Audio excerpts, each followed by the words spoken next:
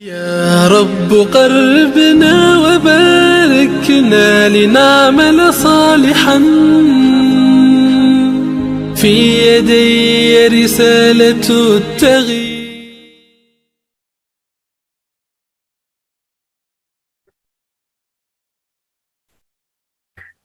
Assalamualaikum warahmatullahi wabarakatuh. Alhamdulillahirabbil alamin. Shalatu wassalamu ala asyrofil anbiya'i wal mursalin nabiyina Muhammadin wa ala alihi wa sahbihi ajmain, amma ba'du. Pemirsa yang dirahmati oleh Allah, alhamdulillah kita bisa bertemu kembali dalam rubrik Parenting School dari Hidup Berkah Channel. Pertama-tama saya mohon maaf ini karena tidak live streaming ya, karena hari ini saya ada acara yang tidak bisa dioper ya.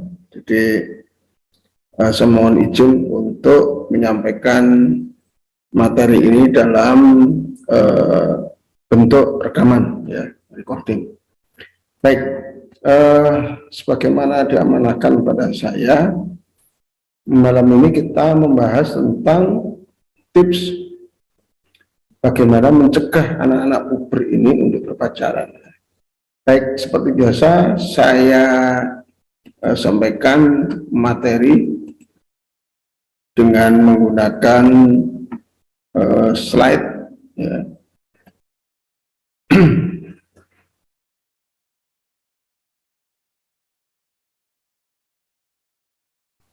Ya, sambil menunggu.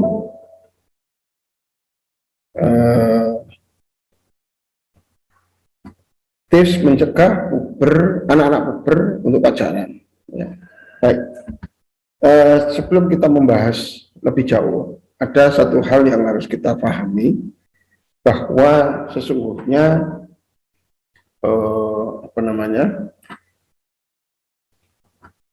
sebagai muslim kita harus mengukur segala hal dengan syariah ya. Kenapa? Karena ini sebagai konsekuensi kita ketika kita bersyahadat ya, karena makna syahadat itu luas sekali dan dalam ya. Ketika kita mengucapkan an la ilaha illallah Muhammadur Rasulullah, artinya sesungguhnya tidak ada Tuhan kecuali Allah. Ini bermakna la maliku illallah, tidak ada malik, al-malik, raja di raja kecuali Allah. Malik ini artinya apa? Dia adalah orang yang berhak membuat hukum, la hakimu ilallah ya. Jadi tidak ada pembuat hukum kecuali Allah. Maka standar kita, hukum yang kita pegang adalah hukum syariah. Ini sebagai konsekuensi kita ketika kita membacakan syahadat. Nah, sehingga apapun yang kita lakukan harus berdasarkan pada syariah. Baik. Nah, karena seperti itu maka benar itu bila syariah mengatakan benar, dan salah itu bila syariah mengatakan salah ya. Untuk itu senang dan benci pun juga harus berdasarkan syariah. Senang bila sesuai syariah dan benci bila melanggar syariah. Nah, begitu pula kita dalam memandang masalah pacaran ya, harus berdasarkan tolak ukur syariah. Nah, bagaimana syariah memandang masalah pacaran ini ya? Nah, ternyata Islam itu hanya memberi dua jalan dalam urusan menyukai atau menyenangi lain jenis ya, yakni dengan jalan pernikahan dan perbudakan. Nah, yang kedua ini sudah tidak ada. Maksudnya begini, beda ya konsep perbudakan dalam Islam dengan konsep perbudakan dalam selain Islam ya, di masa kafir, masa jahiliyah itu sangat berbeda sekali. Budak itu adalah orang yang terlepas dari kabilahnya atau orang yang dirampas hak-haknya, dipisahkan dengan paksa dari keluarganya dan sangat jauh. Dahulu tidak ada transportasi, kalau mau balik pulang itu harus menempuh gurun yang itu juga sangat berbahaya. Walhasil apa? Budak tidak punya pelindung. Maka orang yang membeli budak itulah yang nanti akan melindungi budak ini. Nah, sebagai gantinya dia harus mau bekerja ya, kepada tuan yang melindungi ini tadi tanpa dibayar atau apa, tentunya ya. Nah, ketika Islam datang, maka perbudakan ini dirubah dari pola penindasan menjadi pola perwalian. Perwalian ini maksudnya siapa yang melindungi orang ini? Ya, ketika dilindungi maka tidak boleh menindas. Berarti apa? Ya, dialah yang mengurusi, yang meriayah budak ini. Ya, makannya dia harus pikiri, bajunya harus dipikiri, apapun kebutuhan budaknya ya dia yang menanggung. Sebagai gantinya budak pun akan membantu dan melayani tuannya. Sehingga ini lebih dari sekedar bukan penindasan, tetapi seperti dua saudara yang dipersaudarakan. Ya, jadi hubungannya jadi hubungan perwalian. Baik. Nah, cuman melalui jalan perbudakan ini sudah tidak ada lagi. Ya. Tinggal satu jalan saja, yaitu dengan melalui pernikahan. Nah, maka dengan demikian Islam tidak memberi ruang sedikit pun untuk pacaran dalam menyalurkan fitrah menyenangi lain jenis. Ya. Tidak ada kamusnya. Nah, pacaran sendiri bagaimana? Yang dimaksud dengan pacaran itu? Ya, kita kembalikan pacaran itu kan bahasa Indonesia. Maka bagaimana pemahaman orang Indonesia tentang makna pacaran? Yang paling gampang ketika kita mendengar kata pacaran, apa yang kita bayangkan? Ya itulah. Insya Allah semua orang Indonesia yang mayoritas kaum muslimin paham definisi pacaran. Ya. Yaitu mereka sudah saling menjalin hubungan, saling menyenangi dua orang yang berlainan jenis yang bukan muhrim tanpa suatu ikatan. Ya. Ikatan pertanggungjawaban tidak ada. Nah inilah kurang lebih makna pacaran. Ya, just fun saja.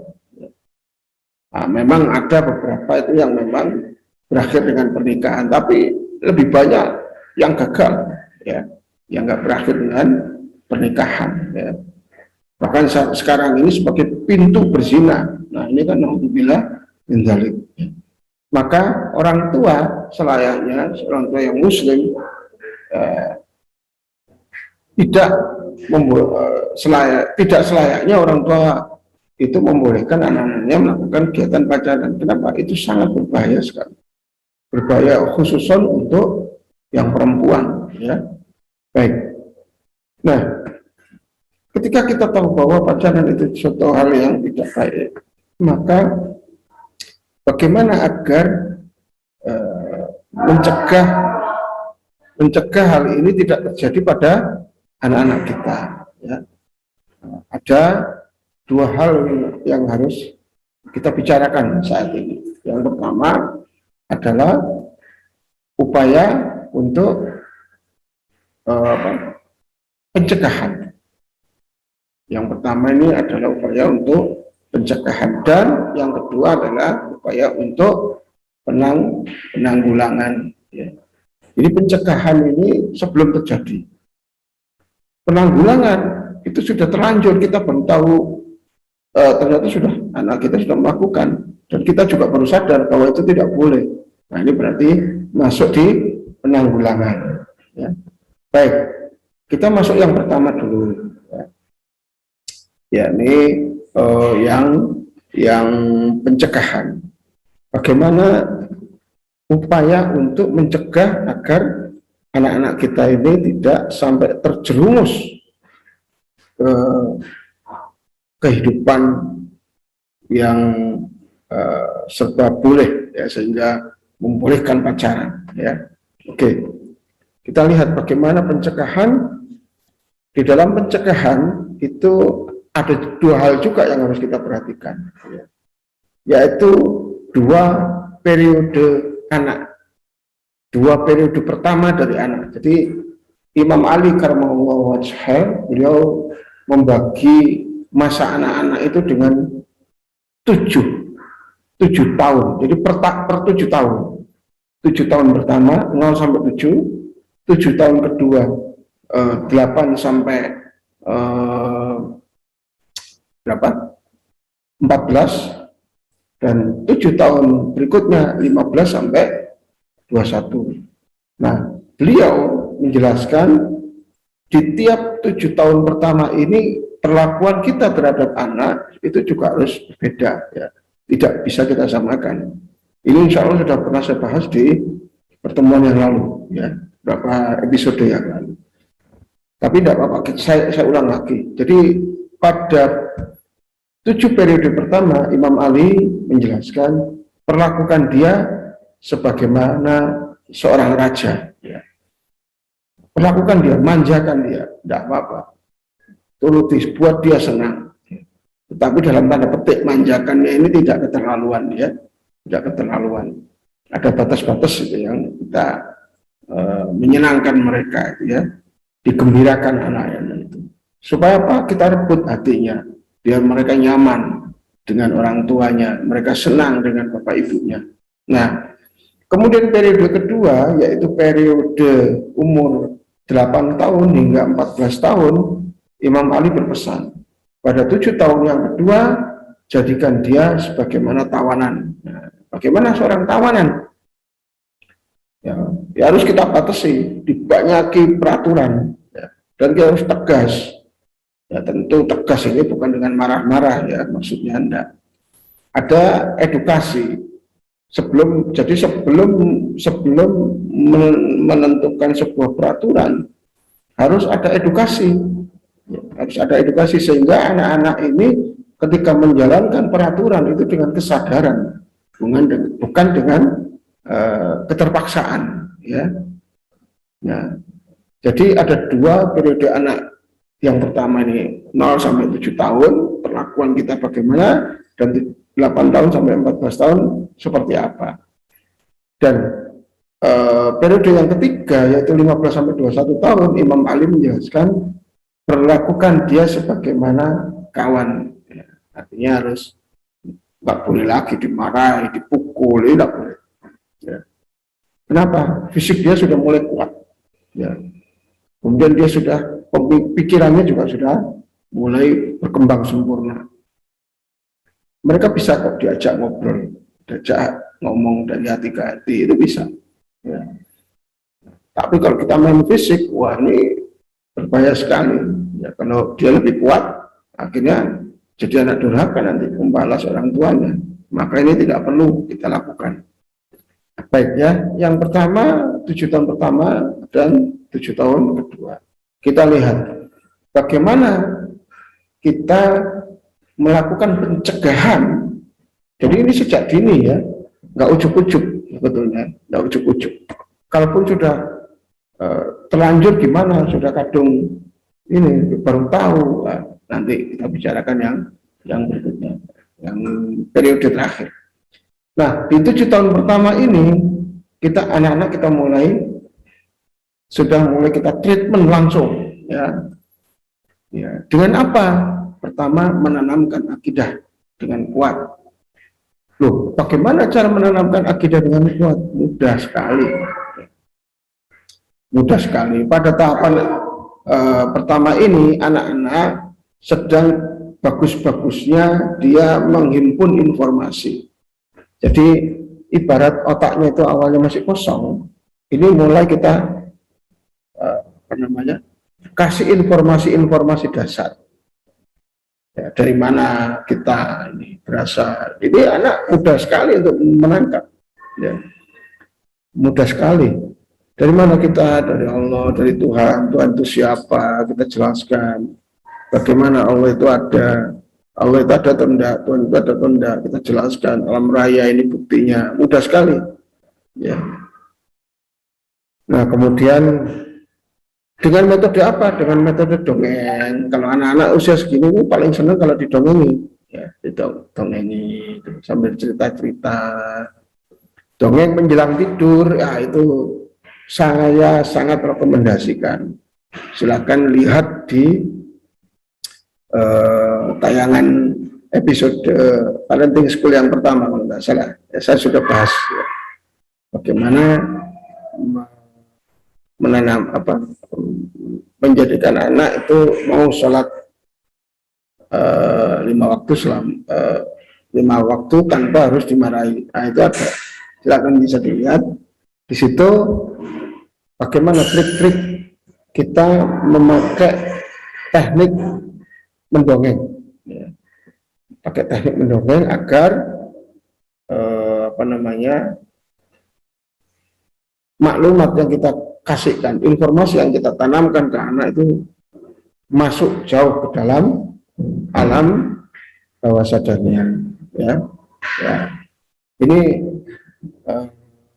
harus kita tanamkan akidah ini dengan kuat, tentu dengan cara berpikir dan sesuai dengan kemampuan anak-anak ini. Yang kedua adalah membiasakan anak dengan pergaulan sosial yang islami.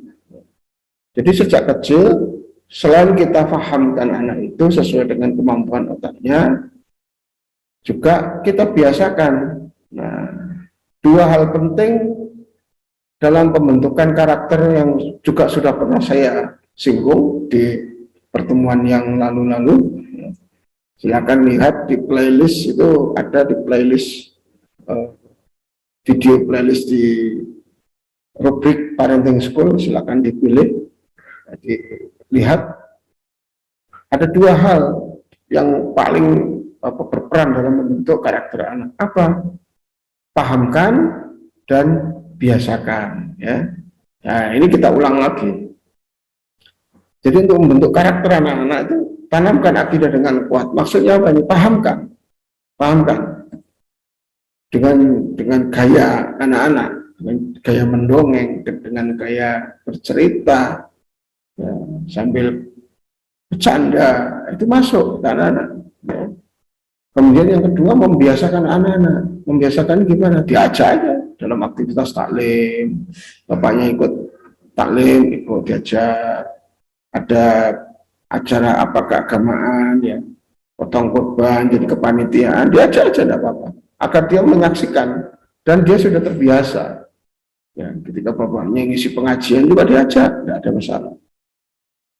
Atau ketika ikut pengajian diajak, ke masjid diajak, ya. Nah, ini jadi dia dibiasakan dengan suasana yang islami, aktivitas yang islami, maka dia akan tumbuh dalam lingkungan yang seperti itu, dan mereka akan terbiasa dengan lingkungan yang islami. Maksudnya untuk apa ini? Agar ketika mereka mendapati lingkungan yang tidak islami, dia tidak biasa dan dia pasti akan menjauh dari sana, ya. Dia akan menjauh. Kenapa? Karena tidak nyaman di lingkungan yang tidak islami, tidak nyaman, ya. Kemudian pilihkan teman-teman yang baik-baik, ya, sejak kecil, ya. Dan dibiasakan menutup aurat. Anak-anak saya tidak pernah keluar rumah pakai celana pendek, walaupun yang laki-laki sejak kecil. Keluar rumah ya celana panjang. Yang perempuan keluar rumah pakai kerudung. Dan itu sejak bayi sudah saya biasakan, sehingga ketika belum sekolah pun dia keluar rumah lupa nggak pakai kerudung, balik lagi, kenapa? Malu, ya, malu. Nah, ini pengkondisian agar mereka terbiasa dengan lingkungan yang islami. Ini di 7 tahun pertama, ya, di 7 tahun pertama. Baik. Nah, bagaimana di 7 tahun kedua? Di 7 tahun kedua, apa yang bisa kita lakukan? Pertama, masih melanjutkan upaya menanamkan pemahaman. Tetapi karena anak ini semakin gede, dan bisa jadi di paruh kedua ini, di tahap kedua ini, terutama yang perempuan ya, itu mereka sudah masuk ke puber, kebalik. Nah, di sini perlakuannya beda lagi.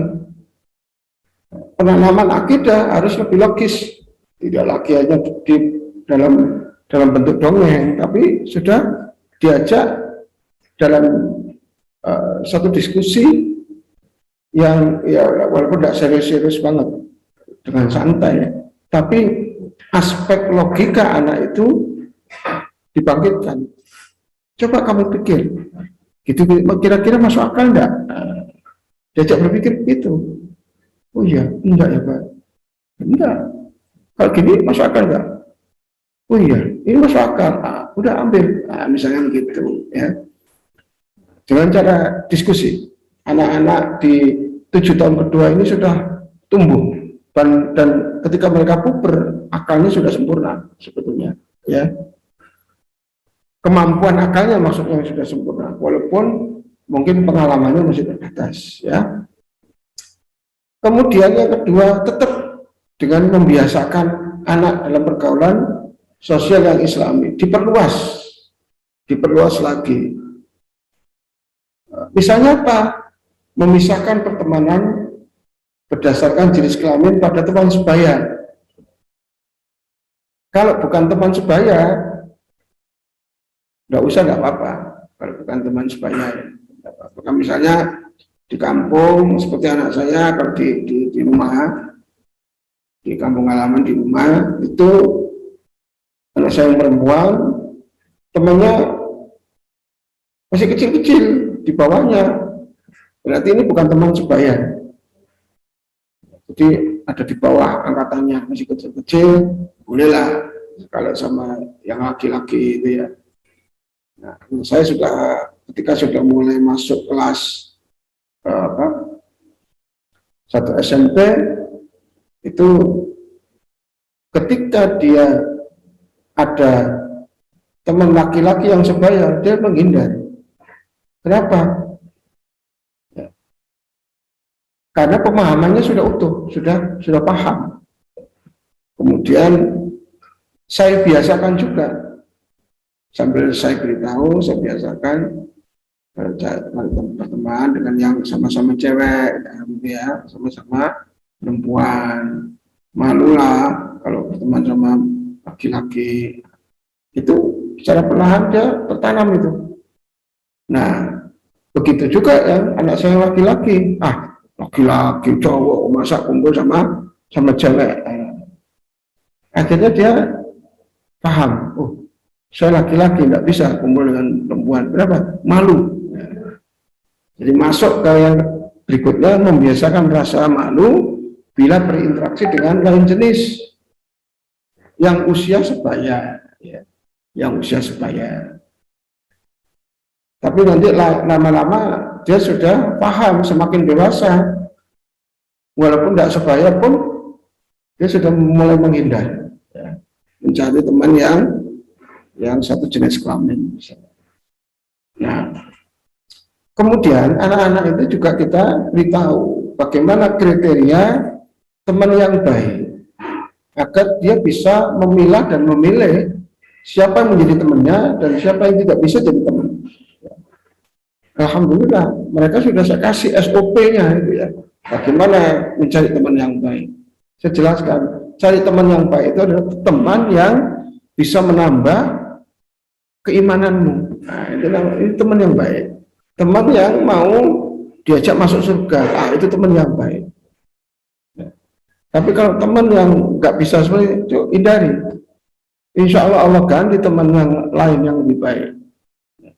Alhamdulillah, dengan acuan ini akhirnya dia bisa memilah dan memilih mana teman yang bisa saya jadikan partner dan mana yang enggak. Kemudian pelan-pelan juga saya berikan bagaimana contoh bahayanya pacaran. Wah, Misalnya apa? Yang paling jelas dosanya. Dosanya itu seperti apa? Kemudian efeknya di dunia itu seperti apa? Enggak peduli dia anak laki-laki atau anak perempuan, saya jelaskan sama-sama. Ya. Karena risikonya juga sama-sama bahaya bagi mereka sendiri. Ya. Kemudian saya tanamkan memandang sikap, memandang buruk setiap perbuatan maksiat, wabil khusus terutama pada pacaran. Masa pacaran, nah, misalnya dengan kata-kata seperti itu langsung tertanam itu kanan. Berarti pacaran buruk ya. Nah, sehingga apa?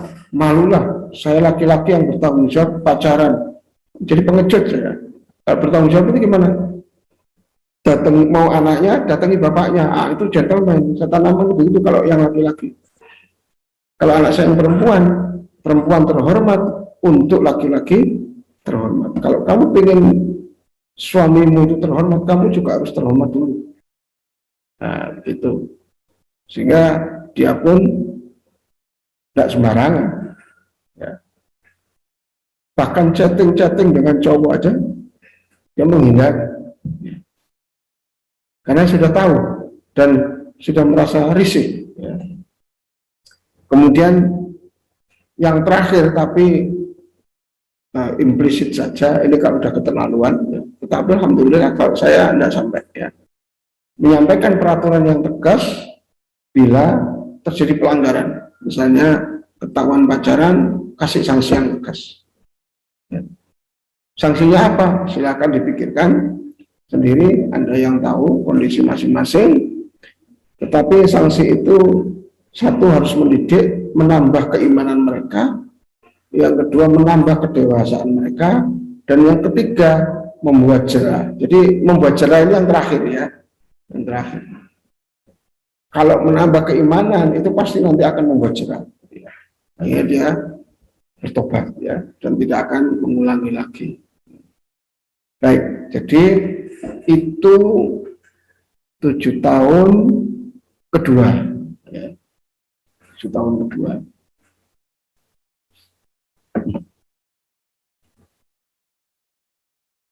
Nah, bagaimana?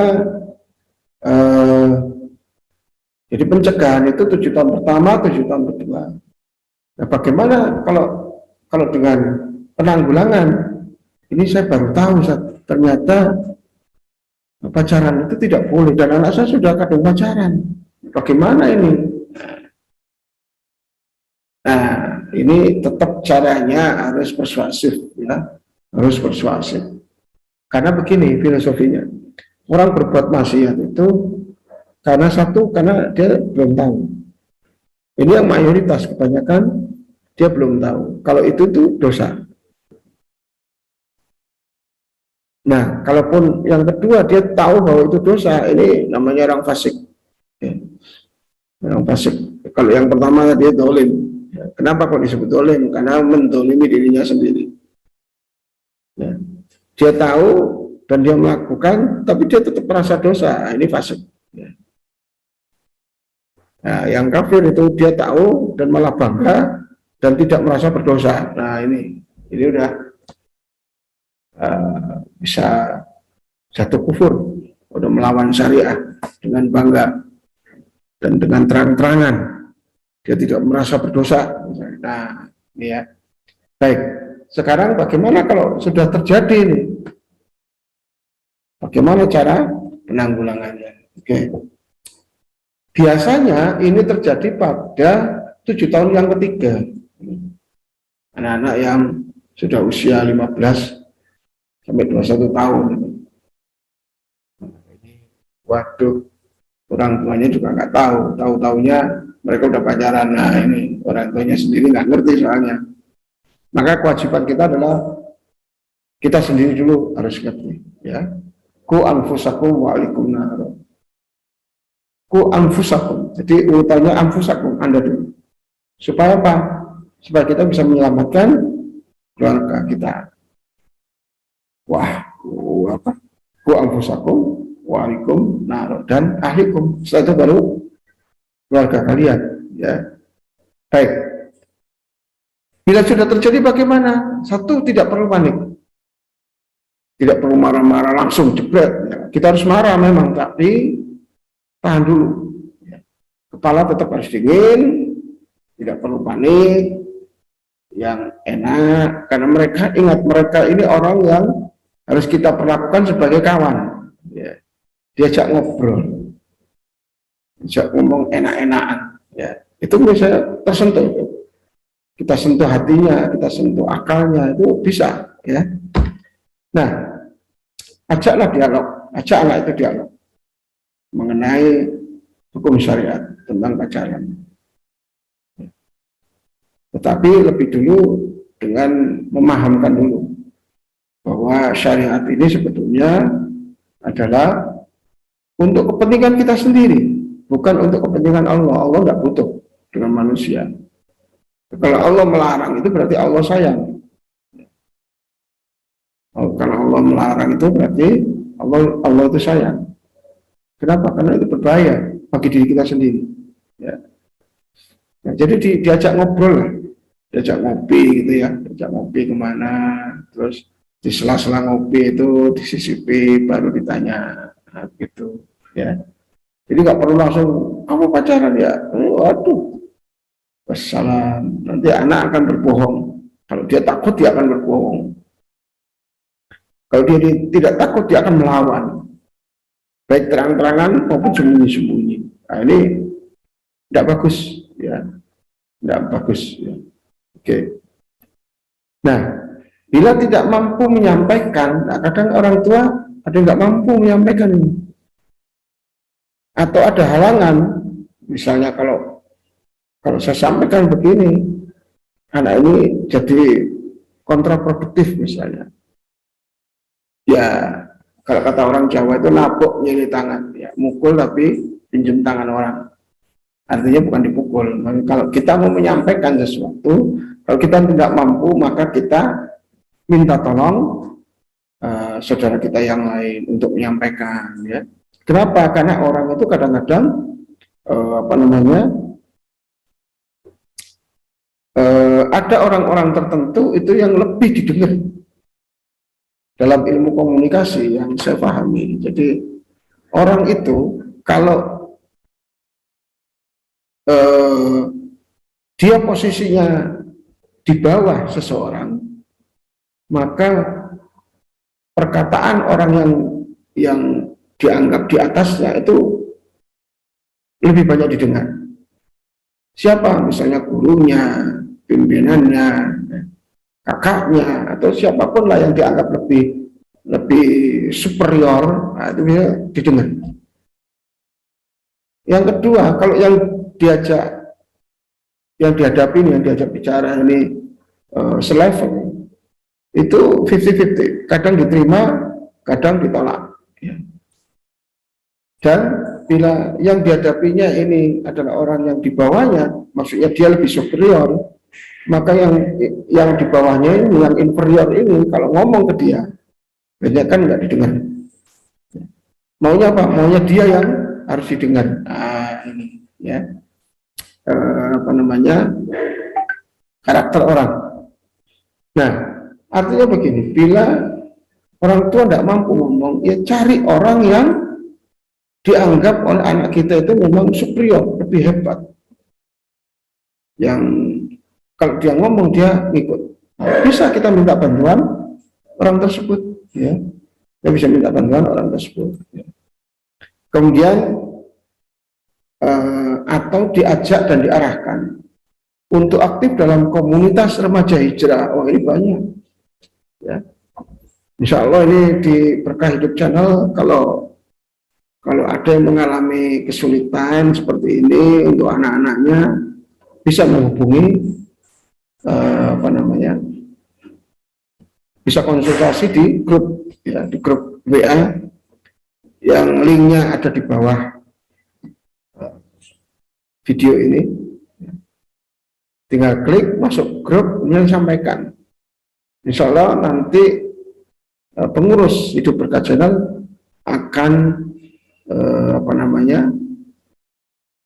akan memfasilitasi anak Anda untuk ikut di grup-grup remaja, komunitas remaja hijrah yang dibina oleh Hidup Berkah Channel, insya Allah ya. Nah, silakan saja dihubungi, lihat link, masuk grup, sampaikan, insya Allah kita akan bantu. Kemudian dijelaskan bahwa Islam ini dijelaskan bahwa Islam ini tidak melarang mencintai lain jenis. Kenapa? Itu fitrah ya. Islam itu tidak melarang, tetapi mengatur dengan cara yang benar menurut Allah. Laki-laki mencintai perempuan, perempuan mencintai laki-laki, itu fitrah, bagus. Nah, yang error itu kan kalau laki-laki cinta laki-laki, lah ini error. Ada perempuan cinta perempuan, wah error lagi. Nah, sama aja. Jadi selama masih laki-laki mencintai perempuan, perempuan mencintai laki-laki, ini nggak ada masalah. Yang masalah adalah bagaimana cara Islam mengatur pemenuhan keinginan untuk mencintai lain jenis itu seperti apa. Nah, ada syariatnya. Ya, ada syariatnya, sehingga oke lah, nanti kita bisa bantu ya. Jadi parenting ini kan tidak hanya membahas urusan anak-anak balita ya, anak-anak remaja, tapi sampai anak ini menjelang pranikah juga, insya Allah kita juga akan bahas ya. Nah, di next episode berikutnya kita akan bahas ya, gimana mengantarkan anak sampai ke jenjang pernikahan yang benar ya. Jadi tanggung jawab kita sebagai orang tua soalnya. Ya. Nah, sekarang ini adalah bagaimana caranya supaya anak-anak ini tidak sampai pacaran. Ya. Nah, yang agak problem itu kan memang di usia 7 tahun terakhir ini. Nah, ini orang tua ngatasi sendiri agak berat memang. Ya, boleh, kita akan bantu. Silakan hubungi kami, masuk grup, kemudian silakan utarakan, kita akan bantu nanti ya. Bagaimana mempertemukan anak antum itu nanti dengan komunitas-komunitas remaja hijrah yang dibina oleh Hidup Berkah Channel. Nah, baik, untuk sementara ini yang bisa saya sampaikan ya. Ya. Mohon maaf kalau ada kekurangan, dan baru setengah jam ya menurut jam saya, baru setengah jam, tapi mohon maaf untuk sementara saya bisa menyampaikan di sini. Kalau ada kurang puas dan ada pertanyaan, silakan sampaikan di WA group ya, atau di kolom komentar di bawah video ini. Terima kasih atas perhatiannya. Kurang lebihnya mohon maaf. Billahi taufiq wal hidayah. Assalamualaikum warahmatullahi wabarakatuh. يا رب قربنا وباركنا لنعمل صالحا في يدي رسالة التغيير.